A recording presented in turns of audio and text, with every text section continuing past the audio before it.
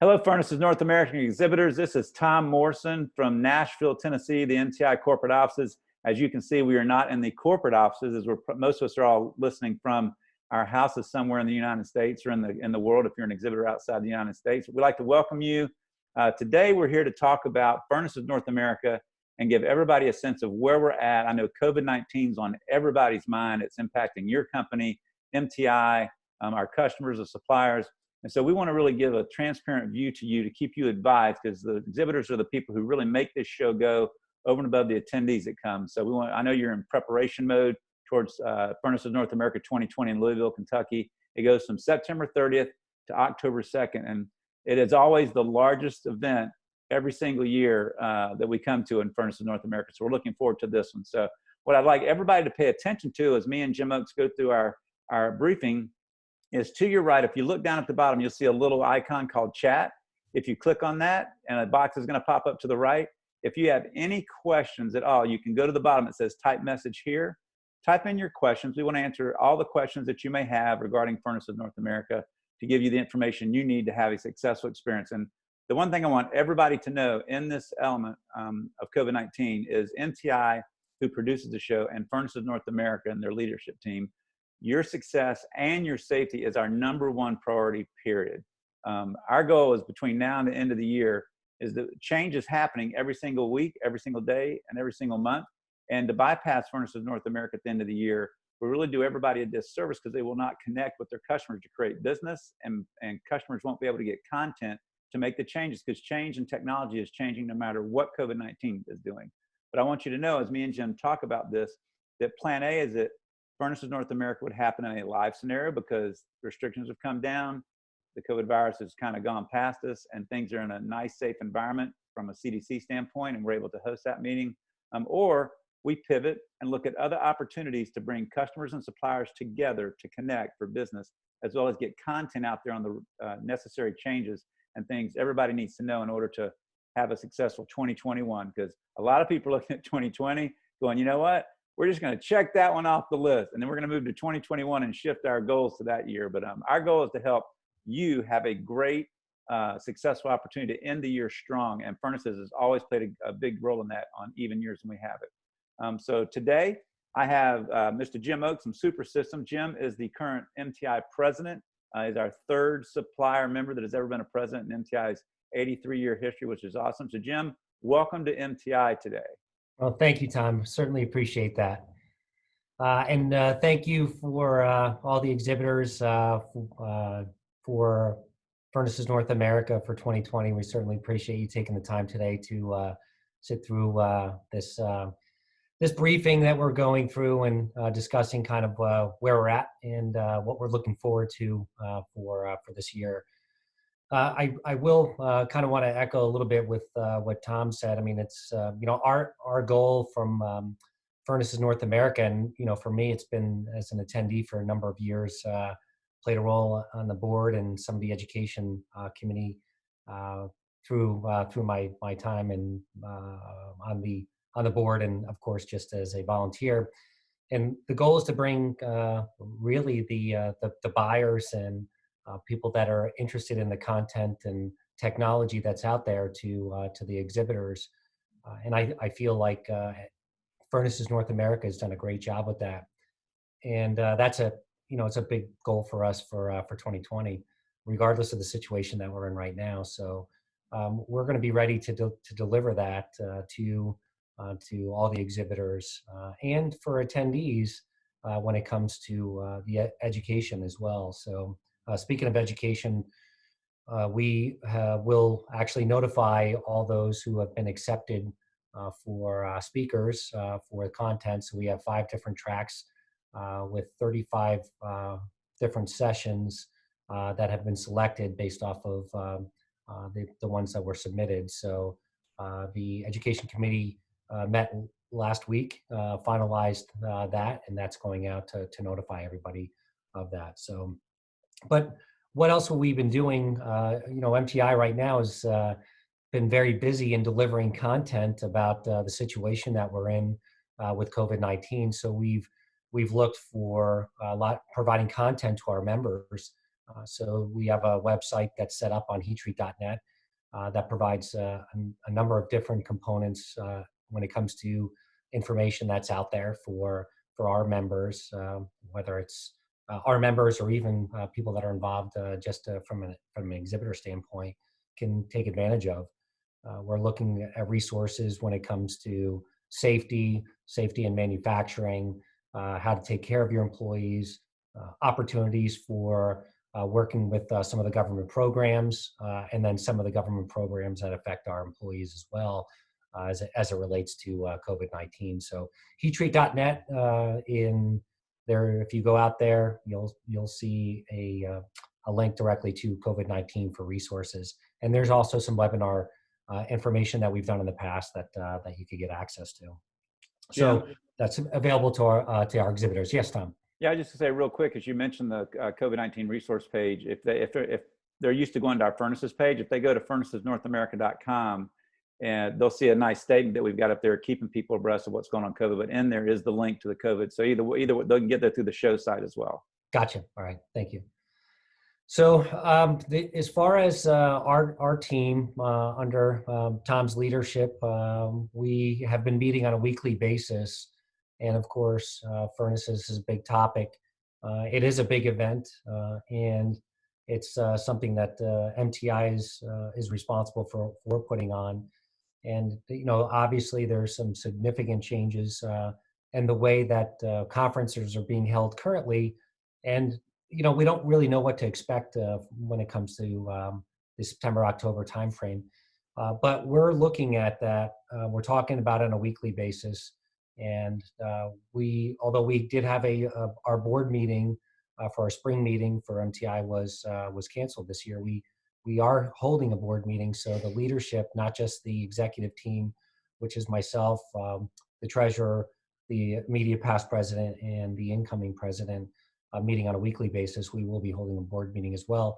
So, it's our goal to make sure that we operate in a safe environment for members, exhibitors, attendees, and we're complying with state guidelines, whether it's the state of Kentucky, our government guidelines, and operating in a safe environment as directed by the government bodies such as the CDC or others.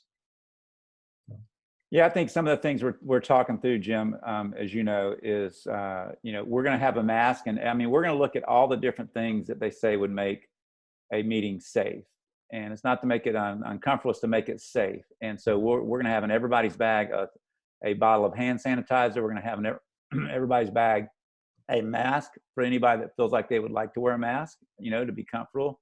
We're gonna see what this, and here's the interesting thing is these things are changing on a weekly basis. So it's kind of hard to say exactly what we're going to do when we get to the show, if we're able to host a live show. But I can assure you that our leadership team and our executive staff that is on site is going to adhere to every safety standard that needs to be taken, because like I say, our priority is safety for the member, for the attendee, for the exhibitor, for everybody. So we want a safe show for everybody to be able to connect out there. Because what is networking? Networking is a lot of this. It's a lot of closeness. So we're going to really kind of look and see how best we do that. We've already worked with our hotel to look at the sessions. We're able to hold up to 300 people in a session room. Our sessions are generally between 80 to 120 people in each session. So we're going to map those chairs out to probably be 3 to 4 feet away from each chair. And we're getting diagrams of that to see what's the max we can hold in a particular room, given the distance we need to have for people to feel comfortable. So we're really looking at every small, tiny detail of the show to make sure that everybody feels safe and comfortable and to be around other people in that show environment, given that what the CDC standards and the local community standards are at that moment. So let's talk about the show a little bit. I know Eric has asked a very good question about what is a potential virtual plan. We're going to hit that at the very end. I think we have a phenomenal strategy for that if it need be. But just to give everybody a little sense of where's the show in itself at, the booths are still just under 80% sold out, and we've called almost every single exhibitor in the last 2 weeks to really kind of connect with them. And what we're hearing from exhibitors is October is a long ways away. Their mood is still high on furnaces going from now to there, and they're appreciative of us keeping them in the loop and really trying to make sure that they have what they need to be successful. So Exhibit booth space is still only 22% from being sold out. We just got 4 new booths in the past week. So we feel that's still a strong indicator of where people stand. Sponsorships, all of our major sponsorships are sold out, and the sponsorships feel really good about where they are. So sponsors are going well. The marketing plan.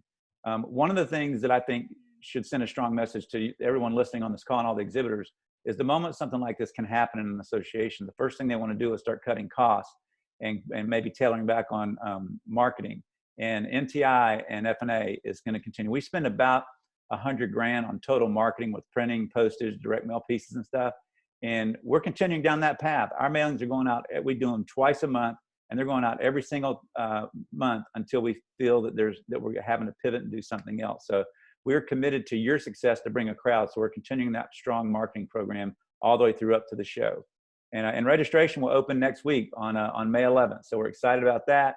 We don't generally get a lot of registrations in May, but they really start June on in. But we're excited to see that activity start to happen. So that's where we are as a show.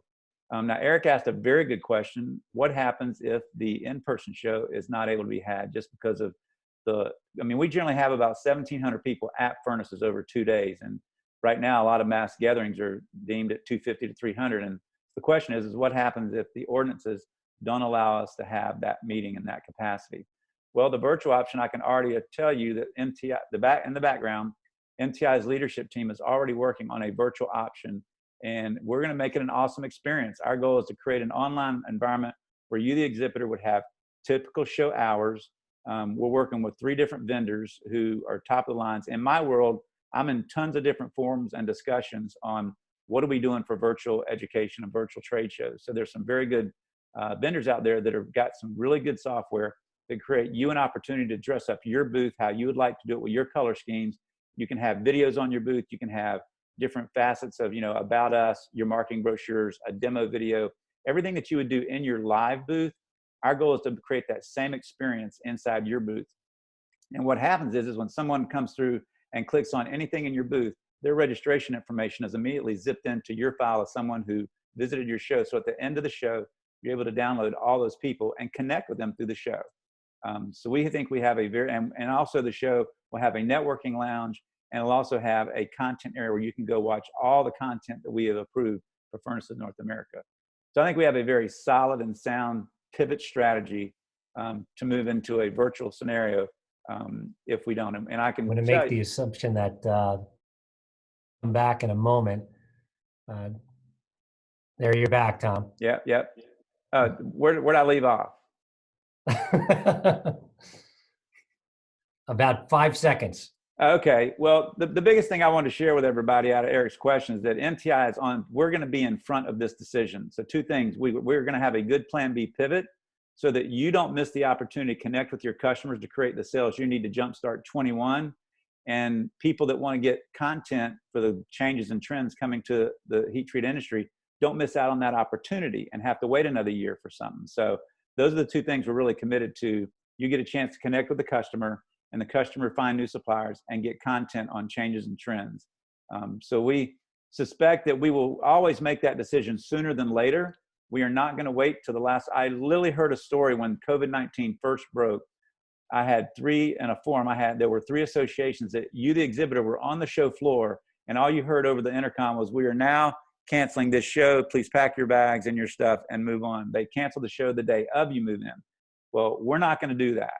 Jim and our team will be working together, the executive committee and us, to find, when we get near the date, if it's even a possibility, we will make that decision sooner than later, because we have to have time to coordinate a phenomenal experience on a virtual environment. And obviously, the one thing we have to work through, so is there's obviously potential penalties. Every meeting planner faces potential penalties at the hotel and convention center, depending on when that cancellation happens and what the circumstances about those are happening. So we have lots of different facets that we're having to work through to make sure that we don't get significantly penalized, and that the exhibitors have a good show experience, whether online or live, and the attendees have a good experience as well.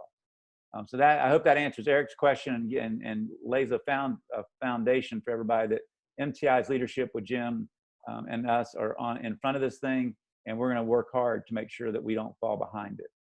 Yeah, and I'll just add to that, Tom. I mean, and for the attendees here, Tom's very well connected in the association world and has a very good handle on what others are doing in the industry, and provides great guidance to MTIs from a planning standpoint. So it gives us the opportunity to make good decisions based on the data points that we have. So we are going to create, like Tom said, an experience that will be outstanding for attendees, and certainly a benefit for exhibitors. So that's our goal for FNA 2020, whether we're in Louisville or in some other environment. Right. Well, you make a good point, Jim, that one of the key things about our show being in October is there's already been virtual meetings that have been happening since March. And so I'm monitoring those from outside, looking in, asking best. I've had 2 conversations with people who have already pivoted from a live show to a virtual show. And so we've got lots of best practices. My biggest thing is, what would you do differently? And so we've got lots of those. So I think we're in good shape, exhibitors, to help you. If we don't have a live event, for you to still have an incredible event, because what you want is 2 things. If you want content, you get that. But the second thing, you want an opportunity to connect in with potential customers. And we really have a passion for that. So we're going to make sure that we create that environment so you have an opportunity to get A+ customers in your booth, so that you can really have a chance to make some business and kickstart 2021 off in a big way. Yep. So I don't see any other questions. So Jim, is there anything going through your mind, anything else you'd like to say to the exhibitors out there? No, I just, we certainly appreciate your patience, right now. But like Tom said, we're not going to dilly-dally, if you will, and wait. So we're going to make a decision that's going to benefit not only the heat treat community, but the exhibitors as well. Well, and one thing I'll clarify too is I bet 100% of everybody's going, what happens to my booth fee if you cancel the show? I know a lot of people, I've heard some associations that hold strong. They want to keep your money until the next show. They only want to give you back half your money. I can assure you it's not your fault that this pandemic's happening. If we, for some reason, have to pivot and do something else, you're going to get 100% of your booth fee back. So don't feel like you're in any way got to cancel so you can get your money back. If we do cancel for any reason, you're going to get your money back. And then obviously there'll be a charge if we do a virtual show. So we'll put that together at the right time. So I just had a question. Is there any consideration to postponing a year instead of a virtual show? Well, a couple things on that. So ASM International and us, for a couple years back in the 90s, hosted our shows in the same year. And they got together in 1996 is the history. And they decided that the suppliers were saying that's too much. So we went to every other year. So ASM holds the heat treat show in the odd years. We host our show in the even years. So you will have a show next year with the heat treat show with ASM International. So that prevents us from actually postponing our show for a whole nother year. The plan C is we could cancel the show altogether and just move on to our 2022 show. That's obviously an option that the board will consider in the leadership. But at this moment, I know there's a lot of people that would like, you know what, I want to reach customers in October. So, but Eric, that's a good question. And we're going to be considering that as one of the options. So it'll either be live show, virtual show, or a total cancellation. And we will only do the cancellation if there's not enough interest and there's not enough people that want to participate in a virtual event. But I always caution everybody about canceling the show and waiting another year. That's a long time to wait to hear what the latest trends and content and stuff is, and a long time to wait for you to get together in some capacity with all your customers to build business over the course of the year. So, but we definitely going to take a look at that. So another couple of questions are coming up. What measures hotels taken for cleaning before they check in and out? So we're at the Marriott in downtown Louisville, and Marriott and Hilton have been 2 of the hotels that have been on the front lines and front edge of taking the measures. We actually had a conversation with the hotel convention services representative to us last week, and we're going to have another one in about a month. And they're getting cleaner and cleaner on those guidelines that they're doing, but they're doing everything it takes to make every hotel room clean. Right now, hotels are going to be cleaner than they've ever been in their history, in my opinion, as well as airports.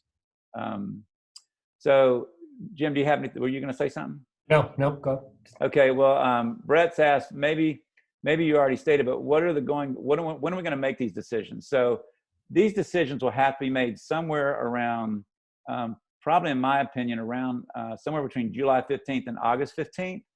There's a lot of things at play here with the hotel and convention center with our contracts, and we also have to think through the lead times it takes to get a virtual show ready to launch. So our goal is to keep you abreast of all of these decisions via email and or a webcast. But we're probably thinking somewhere around July 19th to August 15th, we'll begin to make some sense of some leeway in this and going forward. Yeah, one of the things that we talked about too, that's been brought up actually. Another one of the members has brought up is, there's an opportunity for more attendees in a virtual environment.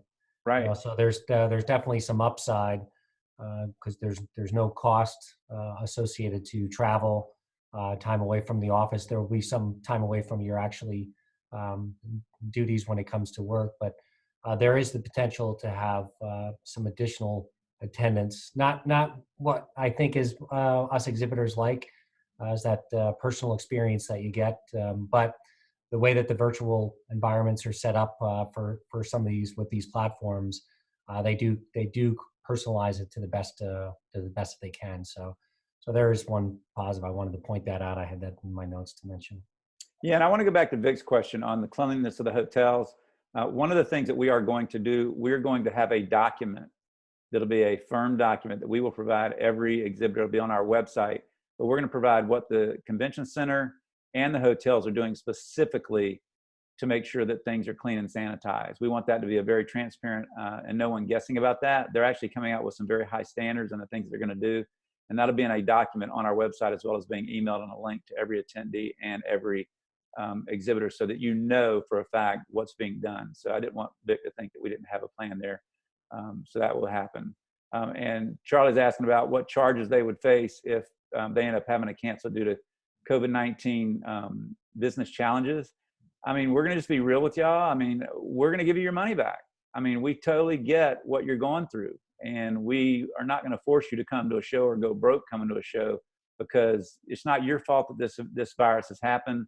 We're very customer friendly, and we want you to be able to walk away from 2020 it being a good year no matter what level it is. So if you end up having to pull out because you just ain't got the money to be there, I mean, we're going to do the right thing, and we're going to give you your money back. So Vic asked a very good question. It's really for NTI members. It's what's happening with our YES program. So as it stands right now, the YES program is definitely going on. We're hosting both sessions 2 and 3. As of what we know today, all of our meetings are just like furnaces. As of what we know today, furnaces are YES 2 and 3 are being combined and happening in Cincinnati and Jim's hometown. And we're monitoring that on a weekly basis to make the right choices there. And if YES 2 and 3 happens and furnaces happens, then we will have graduation as normal. It's kind of hard to say yet or anybody listening that's in the YES program, what we're going to do today if furnaces is canceled and we don't have the graduation. There's some people, I've seen some associations had virtual graduations, and I've seen some of those, I've seen hints of them, and they really don't have the thrust that comes with having a graduation. So, our board will be open to maybe having graduation at the spring meeting. I mean, so those things are all being planned and discussed right now. We're playing every what if possible because we want one thing. We want exhibitors, attendees, and our YES graduates to have the best and exciting experience they can to be successful, but yet safe. So we will be communicating all that back. We're in touch with all the YES students on a weekly basis or bi-weekly basis, giving them information as it comes in. So I want everybody to understand that every angle that you could think of, we're actually trying to pre-think those out so we can make sure we stay ahead of everything that's going down. So Jim, any lasting words from you? It looks like all the questions have popped through. Yeah, no, just, if there are any concerns or questions that people do have, obviously Tom and his team are willing to address those. He's gotten plenty of them and has shared that with the NTI leadership and is willing to address whatever questions you have. So we're very transparent in this whole process, and we want to make sure that, again, it's a good experience and it's the right thing that we're doing for the heat treating industry. Yeah, and anybody that has any questions along the way, you can email me at Tom, just my first name, Tom, at heattreat.net, Tom at heattreat.net, and I'll get back with you immediately and get your answers to your questions and stuff. But I just want to end on saying that we love our F&A exhibitors and only going to do the right things to give you an opportunity to create business in a safe and healthy environment. And whether that's virtual and or live, be assured that we're going to put a lot of thought into the experience so that you can get what you need to make 2021 and this year hopefully strong, and make 2021 the big year that you thought that you were hoping it was going to be. So thanks a lot for everything for being here, your time. I know it's a busy time for some people, and we look forward to answering your questions. And most importantly, I know y'all are probably suffering from cabin fever just like we are. I look forward to shaking every one of your, well, we'll see, shake hands with gloves, with a mask on, whatever it is. But I look forward to meeting you at Furnaces North America if we do a live event, and if it's virtual, saying hey to you on screen. So thank you all very much for your time. Have a great day, everybody. Thanks, Tom. Take care, everyone.